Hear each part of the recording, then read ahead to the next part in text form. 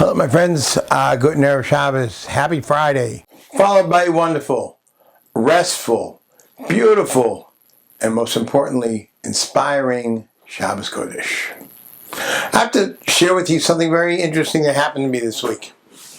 I was talking to my brother, and he was trying to explain to me and convince me to get this app on my phone that plays music, and the music is made, there are different harmonies and tunes and vibrations that can fix different things in your body, both emotionally and even physically.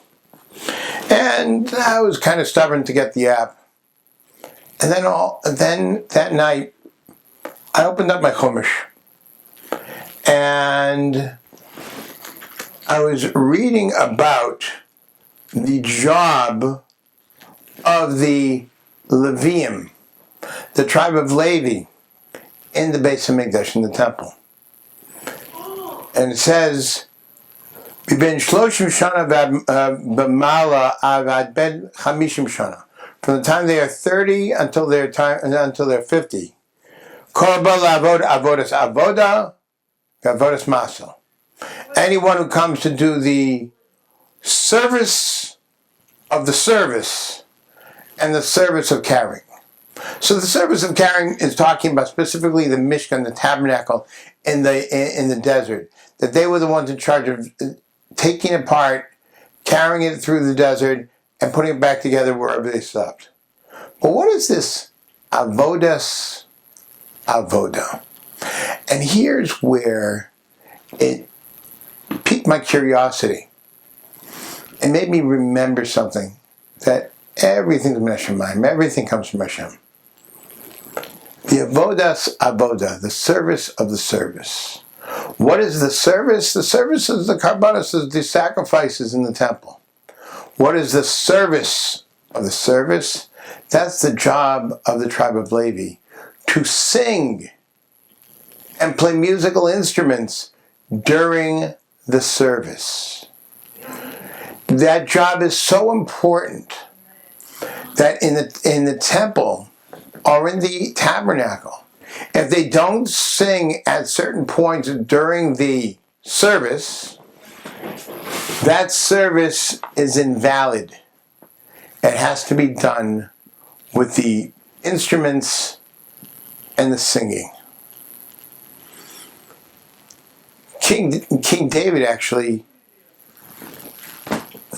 improved the music of the temple. In the time of King David, he made a harp made of 7 strings, which when I gave a class about this, there was a music aficionado in the class, and he said 7 is the highest level of the notes of the chords, do, re, mi, fa, so, and so on. And although there are more chords on an instrument, but it's just a different tone of the same note. But it says that when Mashiach comes, there's going to be an added chord. So this music aficionado in my class said, that makes sense. We're going to have an added recognition of music and beauty. But what is this with the music in the temple? That if we don't have the music, the service is invalid. That, says Rabbeinu Bachai, a 15th century commentator of the Chumash,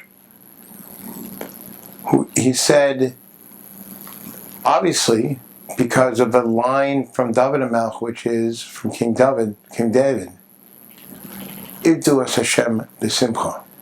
We have an obligation to serve God with joy. And what better way to bring joy than the language of the soul, which is music. Ivdu es Hashem b'simcha. Serve God with joy. Now in the temple, the service has to be done not only physically, but with all the right intentions. And if there are any wrong intentions during the service, that service is invalid. Which makes perfect sense, that if the songs are not sung, that takes away some of the joy that is felt during the service, and the service is invalid. But what about our own service? How do we serve God? We also have a mitzvah commandment of Ivdu es Hashem b'simcha. Serve God with joy. If we don't recognize the privilege, the honor, and the beauty of performing and keeping the mitzvos of the Torah, so what's left? Service through rote? Service through just a sense of obligation? Where's the beauty in that? And therefore the Torah instructs us. Yes, in the temple it invalidates the service completely. But even outside the temple, it lowers the quality of our actions. We have an obligation to realize Ashreinu matov chalkenu, how happy we should be, how great is our lot, umanoim garaleinu, and how sweet is our portion. And we have the opportunity and the ability to serve God. And therefore, there's plenty of reasons to sing. Good Shabbos.